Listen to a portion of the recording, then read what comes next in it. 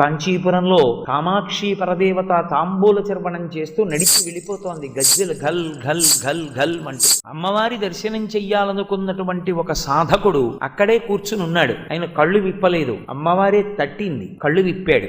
ఆమె తన తాంబూల చర్వణం చేస్తున్న ఒక పిడచ తీసి ఆయన నోట్లో పెడదామని నోరు తెరవమని ఇలా పట్టుకొని ఆయన అన్నాడు, చీ ఆడదాని నోటి తాంబూలం అన్నాడు. పక్కన ఒక మూగివాడు కూర్చున్నాడు, ఆయన నోరు తెరిచాడు. అమ్మవారు ఆయన నోట్లో ఆ తాంబూలపు పిడచ పెట్టింది. అమ్మవారి తాంబూలం నోట్లో నవిలాడేమో, అది నోట్లో పెట్టగానే ఆయన కూర్చున్నవాడు అమ్మవారి పాదముల వంక చూశాడు. అంతే, 100 శ్లోకములు ఆపకుండా చెప్పాడు. పాదారవింద శతకమయ్యి.